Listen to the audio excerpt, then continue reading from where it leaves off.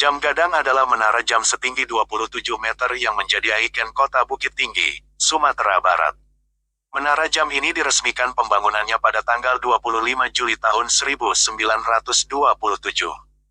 Terdapat jam berukuran besar berdiameter 80 cm di 4 sisi menara sehingga dinamakan jam gadang, sebutan bahasa Minangkabau yang berarti jam besar.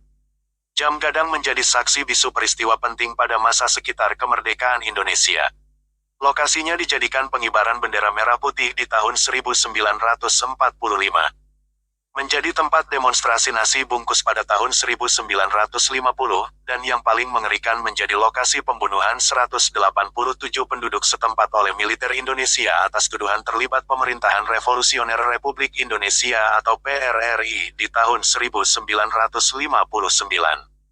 Jam gadang sendiri dibangun pada tahun 1925 sampai dengan tahun 1927 atas inisiatif Hendrik Roloff Rookmaker, Controller atau Sekretaris Kota Fort de Kock yang sekarang dikenal dengan nama Kota Bukit Tinggi. Peletakan batu pertama dilakukan oleh putra sulung Rookmaker yang saat itu masih berusia 6 tahun dan jamnya merupakan hadiah dari Ratu Belanda Wilhelmina. Jam tersebut didatangkan langsung dari Rotterdam, Belanda, melalui pelabuhan Teluk Bayur. Salah satu fakta unik jam gadang terletak pada mesin penggeraknya, yang hanya ada 2 unit di dunia, yakni satu di jam gadang, dan satunya lagi digunakan untuk Big Ben di London, Inggris. Selain itu, jam gadang memiliki lonceng yang permukaannya tertulis nama pabrik pembuat jam, Fortman Recklinghausen. Seorang arsitek asal Koto Gadang, Yasid Rajo Mangkuto bertindak sebagai penanggung jawab pembangunan, sementara pelaksana pembangunan ditangani oleh Haji Moran dengan mandornya Sultan Gigi Ameh. Pembangunannya menghabiskan biaya sekitar 15.000 gulden di luar biaya upah pekerja sebesar 6.000 gulden. Biaya itu bersumber dari pasar Fons, badan pengelola dan pengumpul pajak atas pasar-pasar di Bukit Tinggi. Jam gadang sedang dalam tahap konstruksi ketika terjadinya gempa bumi Padang Panjang pada Juni tahun 1926. Gempa mengakibatkan bangunan menara miring 30 derajat sehingga diperbaiki seperti keadaan semula. Pada Februari tahun 1927, Gubernur Jenderal Hindia Belanda Andreas Cornelis de Graaf meninjau pembangunan jam gadang dalam kunjungannya ke Fort de Kock. Sejak didirikan, menara jam ini telah mengalami 3 kali perubahan pada bentuk atapnya. Awal didirikan pada masa pemerintahan Hindia Belanda, atapnya berbentuk bulat dengan patung ayam jantan menghadap ke arah timur di atasnya.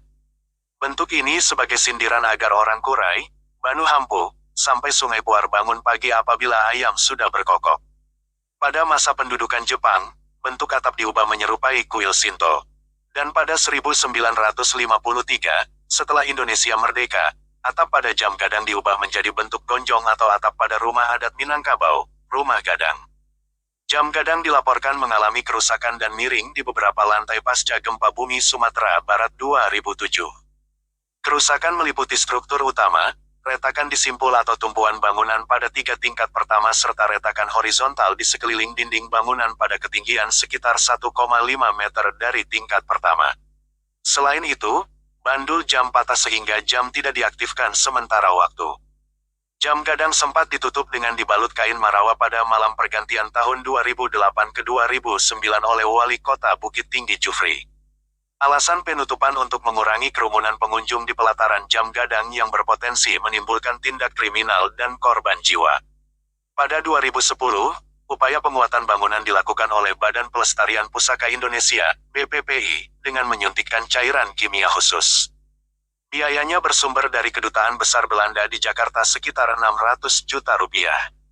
Rehabilitasi bangunan selesai dikerjakan bertepatan dengan ulang tahun Kota Bukit Tinggi yang ke-262 pada tanggal 22 Desember tahun 2010. Dengan revitalisasi ini, jam gadang tidak hanya tampil lebih modern, tetapi juga lebih fungsional sebagai ruang publik untuk masyarakat setempat dan wisatawan. Berbagai acara budaya dan festival lokal sering digelar di kawasan ini, menjadikan jam gadang sebagai pusat aktivitas sosial dan budaya Bukit Tinggi.